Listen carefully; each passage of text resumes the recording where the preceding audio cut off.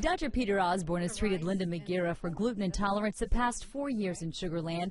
Her immune system negatively reacts to gluten, which is a protein found in grains like wheat, barley, rye, and oats. I was literally wasting away.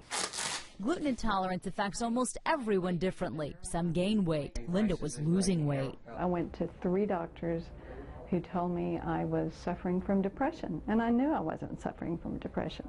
She also suffered from thyroid disease and osteoporosis. Both have been linked to gluten intolerance, along with 190 diseases. It's actually the only known documented cause for any autoimmune disease, so that's rheumatoid arthritis, lupus, scleroderma, dermatomyositis, Sjogren's syndrome, celiac disease, Graves' disease. Dr. Osborne says it's even been connected to type 1 and type 2 diabetes, multiple sclerosis, psoriasis, and eczema, migraines and asthma, to name just a few. We know actually grain induces or can at least contribute to these particular diseases.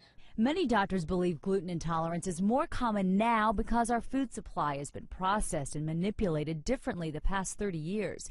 It's often hard to get a diagnosis for gluten intolerance or celiac disease, the more serious form of it. A doctor would run a blood test that measured a certain antibody. Those tests come back oftentimes falsely negative. So they're not always 100% right, and in most cases they're not right at all. Dr. Osborne suggests patients undergo a DNA test. He says genetics provide 100% proof. Removing all grains from the diet can help control problems. It's helped Linda. I am feeling wonderful. In fact, I feel better now than I did probably 20 years ago.